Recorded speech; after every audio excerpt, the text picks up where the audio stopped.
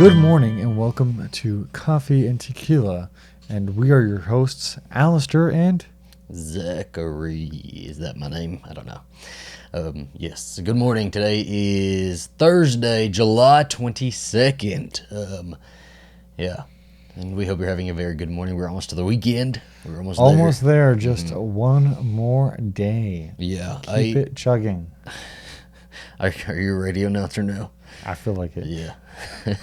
We're trying to figure out what we're going to do this weekend because our friends texted us and they want to do something. We still have not texted them back. We're really bad about that. We need to text them back. But do we want to go to the lake or I don't know. I don't know either. Well, I'd be about hanging out. Mm-hmm. But I don't know if I'd want to go to OKC. I don't know if I want to go to OKC. It would either be Brownwood or bust. Yeah, I think I'm on the same page as you right now with that. Just accessibility, I feel like there's just too much to do. Yeah. Did you hear about the Sex and the City? I guess one of the scripts leaked. So, did it? Yeah. So I'm reading about it right now. One of the scripts leaked, I guess, for Sex and the City. I read some stuff about it. I don't care about spoilers. Usually, some things I do care, but with something like this, it's I don't really care if I know what's gonna happen. I'm probably gonna watch it anyway, just regardless of whatever happened. It could tell me that it's complete trash, and I would probably still watch it just to see these characters again. But I won't go through any of the spoilers on it because we are going to watch it. I'm going to force you to watch this one. I still haven't watched the first series. Oh, you've seen enough. You've seen the ones that I've seen the parodies. I made him do a whole watch, but we did I just made you watch all my favorite episodes. So in my favorite relationship, which is Carrie and Aiden. So we did those. But yeah, we'll have to watch the whole series before I actually watch it. The new show is called And Just Like That. I wonder if they're going to actually have any character growth or whether they're going to introduce a fourth since. I think it would be. So Carrie was Yeah. I agree. I think Carrie was she was kind of a shitty friend and kind of a shitty person and wasn't very, I guess at the time she was supposed to be progressive because she, was so into, just sleeping around. But even she was really. Sleeping around. She was even still really kind of stuck up and had to stick up her ass for most of the show, and Samantha was the real progressive one, and Carrie even scoffed at bisexuality. She dated a guy that was bisexual, and then she it was a real turn off for her when she found out he was more sexually fluid. Samantha was all into it. I do think that there is a big phobia in terms of people dating bisexual people. Yeah. So and you can definitely see that in terms of her being phobic of it. Yeah, I think there was even a conversation between her and Samantha. It's going around right now that and she was being a little bit biphobic, and then Samantha was all into it, and so and to kind of jab at Samantha, she made a slut shaming comment to Samantha, and so Samantha was a proud and out slut. Are we still going on there? Yeah, we are. It's blinking. Yeah. So I think it would be really interesting to because I feel like they're gonna make Carrie super woke. And it's going to be a whole character shift that's just not her. It's not her. I feel like they should still paint her as a little bit problematic, a little bit bigoted. She should still be kind of a bigot. Yeah, I mean that's the thing about character growth. Character growth isn't this is this character who didn't have growth, and then guess what? All these years later, she's miraculously great. We need to.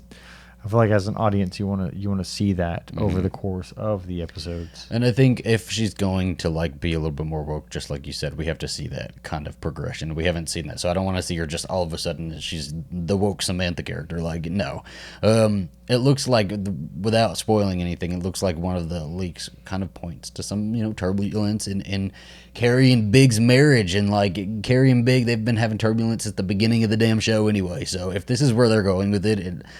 Then it's just they're running out of stuff to do with her. Yeah, they're running out of stuff to do with her. I think it would be so much more interesting to see Carrie kind of get canceled and have to deal with something like that. And probably some of the shitty things she's probably written in her books, and like, oh, that would be cool. It would just be more interesting. Can you than believe seeing, it's like I've been waiting for so long for somebody to cancel Carrie. cancel Carrie Bradshaw? Yeah. That should be the show. That should be the whole show. Damn. Yeah. Cancel Carrie. Yeah, I'm excited to see the show. I still am. No matter what. But today we're kind of gonna move a little bit away from the direction we usually go, and I have a story to tell y'all. Do you have it on your phone? Story I time. did send it to you, so you can look at the pictures and you can kind of follow along with me. But this comes from, here's my source, messinessiechic.com. It's called, the article's called Chronicles of an Affair with His Secretary Found in an Abandoned Suitcase. This is a kind of, it's talking about an exhibit that went up. This was a long time ago. This was like, I don't know, not quite 10 years ago, but it was a good bit ago. And it was an exhibit. So basically, I'll set it up here. There was an old like briefcase found in like an old German apartment, just found abandoned, and inside the briefcase there's tons of pictures and like logs and journal entries and stuff like that, and it chronicles an affair between a businessman and his secretary. What? Yeah, and so the suitcase and all its contents were up like on as an exhibit. I really wish I could have gone to see the exhibit, but it's also They're gorgeous from the pictures. Yeah, it's also in a book. I do not know any German, so it's also in a book, and the book is called Margaret Chronik Einer Affair, May 1969 bis December 1970. So it seems pretty easy.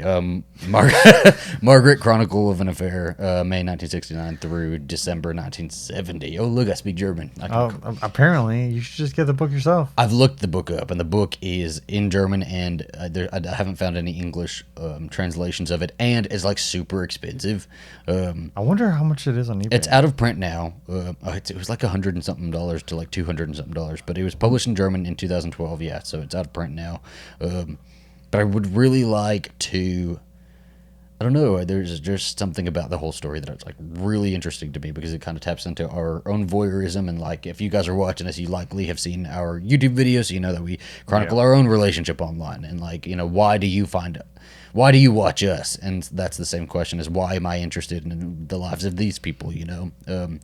But basically, the businessman was named Gunther. He was like, how old was he? Let's see. He was 39 and Margaret was 24 when they started their affair. Their affair lasted a little bit longer than a year. Margaret was married also. Gunther was married too. So they were both married. I didn't even know that until you told me yesterday that they were married. Yes. And I was shocked. Because they were both like super carrying on this affair, it seems like. Well, they were like super like they were both very possessive. So basically, throughout this entire affair, Gunther took tons of pictures of Margaret, and really kind of chronicled her progression as a woman in this affair. And then he also like logged meticulously every single thing that happened in this relationship, which is crazy, like to like an obsessive point. So they started their affair. She was the secretary. All of the notes and everything were typed with like a typewriter and written, you know, on little pieces of paper, and he kept all of their receipts to like every restaurant they would go to, every single hotel they would go to. They used to take business trips to carry on their affair, and they would carry on their affair in like the attic of the business that he owned. And you see like these pictures, she's like, they're just really mundane pictures. They're just like, he's definitely building an aesthetic, a portfolio. Like, yeah. So we really see her progression, and from like, it even says in here, we see her progression from like this mousy like secretary who like wore glasses all the way to this like, you know, this redheaded, you know, woman who has all this confidence, and like she wears these silk dresses and all this jewelry that, you know, he would buy her. And like, it really seems like they had this kind of codependent like obsessive relationship where she really loved the attention that she was getting, and I wonder if she wasn't getting it in her own home life. And she loved being his, and he loved her being his. The possession and the possessor. Yes. Kind of relationship. Yes. Mm-hmm. I see here there's a little clip of hair. Yes, so he even like had a lock of her hair. Yes. I would do that. I feel like he would do it. Yeah. Cut off a lock of your hair. So he kept. I'm going to kind of go through some of this article and read it verbatim. He kept receipts from hotels, restaurants, casinos, spas, and shopping sprees, as well as travel documents, theater tickets, and even held on to empty contraception packets and had samples of Margaret's hair. The couple goes on business trips in Gunter's Opel Kaptan. I don't know what the hell that is. Observed curator. Blah blah blah blah blah blah blah. Yes, I'm gonna skip this part. Where most adulterers would go out of their way to cover their tracks, Gunter essentially publicized his affair and produced all the evidence a jaded wife could ever need. And so there is. It's actually crazy the amount that he put in that. Yeah, indeed, his notes reveal that his wife Lenny is aware of the affair, but chooses to endure the humiliation. In one of the first long notes typed on a page from a calendar, Gunter describes a confrontation between Margaret and his wife. And I'm like, it's just like crazy. So she knew about this affair. She knew it was going on, and this kind of like shows that like she had more issue with the mistress than him. Yeah, which is crazy because like I feel like nowadays. Well, it's still very similar. There's a lot of people who will blame their man over the other person in the relationship. You mean blame the mistress over the? I mean, blame the mistress instead of the man. And it just seems like we've created a culture in society where like men and their sexual desires, unless they're homosexual, are just like not to be blamed. You know, it's not their fault. So weird. And it is something that still is like very prevalent. Is like, you know, the woman is usually always blamed the other woman. And she was married too, so she shouldn't have been doing it either. So Monday, September 7th, 1970, at lunch with Lenny. And this is what he's writing, by the way, translated from German. So he'll write like the date and then like a little description. So it'll say at lunch, Lenny. Says to at lunch, Lenny. I don't know why I'm like fucking up here. You read it? I got it. At lunch, Lenny says to Margaret, "Madam, you are a lesser character. You are disrupting a good marriage." Tuesday, September 8th, 1970, so the next day. Around 10 o'clock, Margaret says to me, "You let this insult from your wife against me pass? No more sex. You can jump on your own wife. Whatever you do, you are not allowed to jump on me anymore." Damn. Later, my wife has to apologize to her at lunch on September 8th, 1970. So he made his wife apologize to the mistress. What in what absolutely world? Crazy. That if that happened, I'm sorry that you might not live. I might not live. You're not gonna let me. You're not gonna apologize to my mister. No. Would it be mistress or mister if I had? Would it be a mister? Mistress and master are similar. So okay, that's what it's just my master. Yes. So well, if you ever had one, that would just be a whore. But I don't know why they call it mistress when they're because you can have like a I don't know. Yeah. I don't know. That afternoon, they go upstairs again and make love, and the note ends with, "Devil salad is eaten. Everything is okay again." So what's a devil salad? That's the real question. He made his I don't know, tosta salad. But so basically, so this wife has to endure all of this and just kind of go with it. Was he this rich? Was he like she this under his thumb? And did they have kids? Like, I have so many questions about this whole thing. The thing is, like, and we're even talking about this woman, but this woman was also in a, like, and I'm talking about his wife, you know, in a society where, you know, like, they were subject to, like, the whims of the men, you know? Yeah. It's, like, very much like Mad Men. You've seen Mad Men? No, right? yeah. Yeah. Where, like, they can't necessarily, like, operate just completely, like, alone. Yeah. You know, and that's the sad part of it, which maybe owes to the fact that they get mad at the mistress because they're scared of getting mad at their husbands. Oh, yeah. You know? Most likely.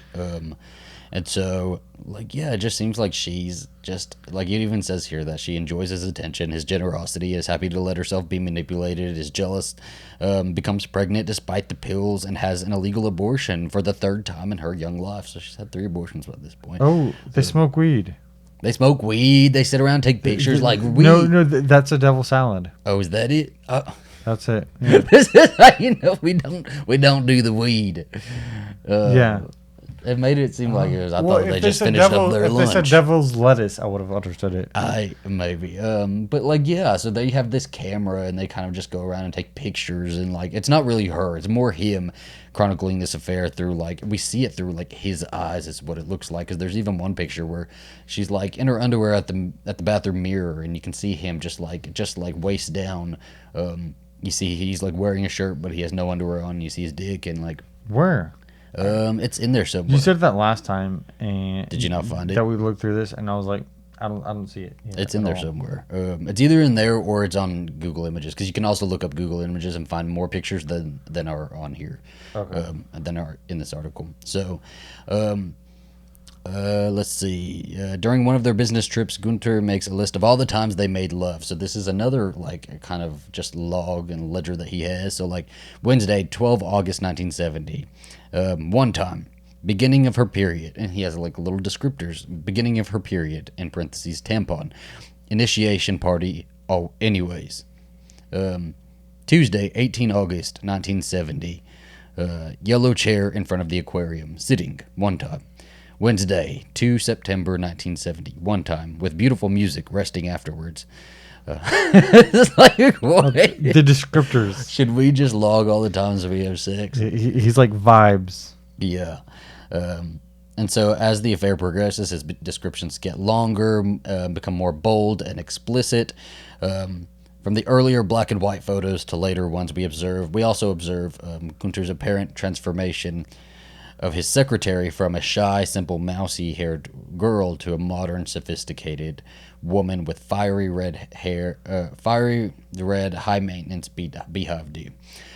She has big hair. Yeah, she loses the glasses and starts smoking. He buys her pink satin dresses, jewelry, and lingerie, and photographs it all. And you can see all the photographs here.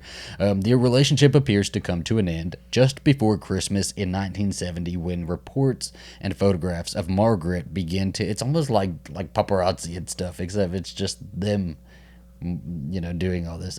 So these photographs came forward? What do you mean? Like... That's why they stopped? No. Okay, so the relationship appears to come to an end just before Christmas in 1970, when reports and photographs of Margaret begin to break off.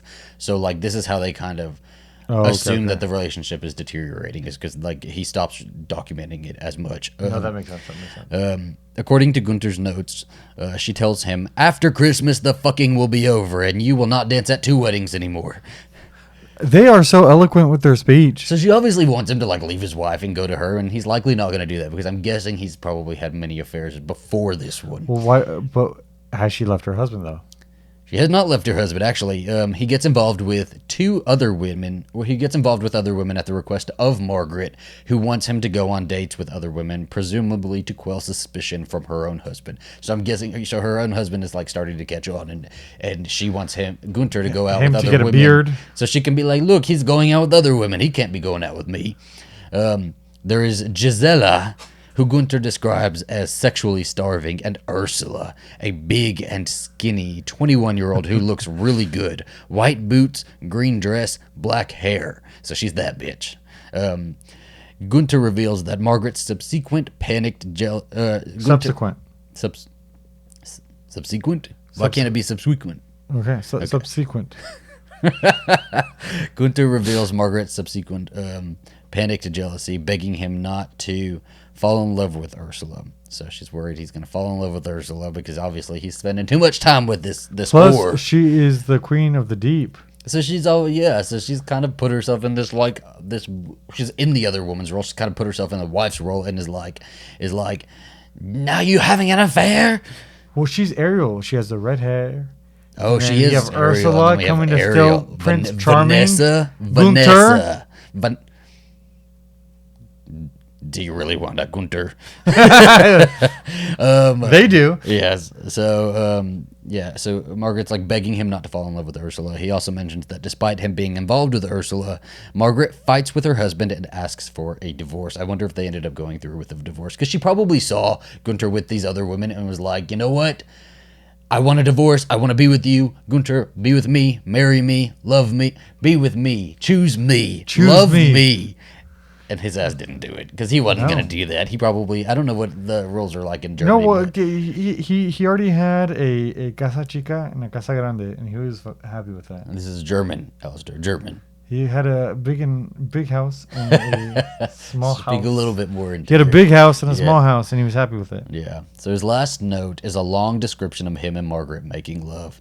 The story is left unfinished, fragmented. There can be no real happy ending. And the questions linger. And this is the questions I had too. That's an exact story of like what you would like. I love this juicy article. But I love how they end it too. These are the exact questions I had. And the questions linger. What makes a man document his affair so meticulously? Did he want to preserve the relationship and to relive it later? Was this industrial businessman searching for a creative platform to express his love? Or merely the confirmation of his control over the situation as he mastered the art of adultery? It's like, I don't know, why would somebody document it to this extent? An affair. It's not even like it's just their relationship. An affair. Well, like I think so. Like you talked about voyeurism. Mm-hmm. So what he's doing is this is his Instagram account. his Finsta account. This is how we're relating it to modern day. Yeah. Well, because like I think that everybody, like even like I don't know. Yeah, I mean that's one of the reasons why we take pictures and we do like Instagram and we do stuff like that. Like one of the big reasons, besides connecting with other people, is to have stuff to look back at. Mm-hmm. And this is like a blog in a briefcase. I wonder blog in a briefcase. That should be the movie. Blog in a briefcase. I wonder if he ever like got like pleasure or sexual satisfaction or like even just like non-sexual pleasure out of like looking back at all of this relationship. And sure, I wonder, did he have other suitcases for other women? Did Ursula have her own suitcase? You know what this kind of reminds me of? What? Those recipe sites where they talk about the recipe and then they talk about everything that goes into the recipe. This is what it is. This is a recipe. That whore recipe. It all started long ago. Yes. I mean, I can just see it as a movie, right? I could definitely see it as a movie, a very like noir-esque movie. Yeah. And I'm surprised that it hasn't. Well, maybe it hasn't passed the time. Because it's kind of a weird rights issue, I feel like, with this book and the story. Well, I want to know like who these people are, where these people were, like. Where are they now? Do they know about that this stuff has even come out? Because the briefcase was found abandoned in an apartment in Germany. Like, how did the suitcase get there? When did he decide to abandon it? Did he die and like the wife abandoned it or threw it out? Why wasn't it destroyed? Like so many questions running through my head. Well, you're just gonna have to get the book, which goes for a very, very low $295 on eBay. I kind of want to do it though. But then it's like I don't know German, so I wouldn't be able to freaking read. So okay, so here is your 5-year plan to reading this book. Yes. First, learn German. Yes. Second, buy the book. Third, read the book. Fourth, be happy. I don't know. Learn everything I need to know. It's your 4-step 5-year challenge there. We'll do it. But it's just really interesting, and I thought it was really interesting considering we put our lives online. And like this is kind of like relating it back to modern day is kind of sort of the same thing. And like, why are we so fascinated with other people's lives? You know, I guess that's the big question: is why is voyeurism such a big thing? Well, let me tell you, even if we wanted to be this voyeuristic, or if I wanted to be this voyeuristic, I'm not this organized. I know.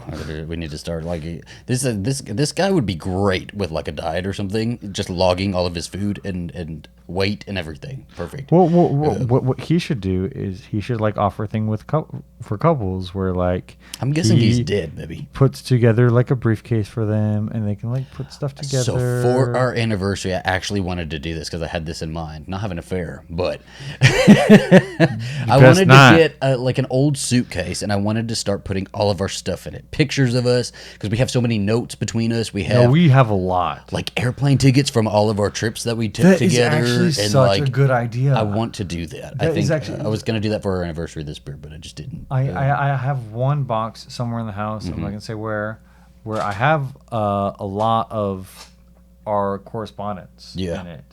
And like we have so many birthday cards, so many anniversary cards, so many pictures. You know, we'll go take those kiosk pictures and stuff like that. Yeah. That's something that I definitely want us to keep in a So we should like a put it briefcase. together, yeah. But maybe a fireproof briefcase. Something cool though. It gotta look cool, like a little vintagey. You know, I mean, Like- I'll take a picture of you with a beehive hairdo or something. No, we'll put a beehive I'll put hairdo on on some Brando. pink lingerie. But yeah, no. So this is something a little bit different. Hope you guys enjoyed this story. I'm trying to cut it off before the camera cuts off. Yes. And apparently we're still going, so we're good. If you liked the story, what'd you find interesting about it? Why do you think we are so interested in other people's lives? Voyeurism. Yeah. It's really about voyeurism. Interesting concept, a weird concept. But thank you guys so much. We hope you have a fantastic Thursday. Any final thoughts, baby? How do you want to end this? This is Coffee Tequila. Today is Thursday, and have a good day. Ba-da-ba-ba-ba. I'm loving it.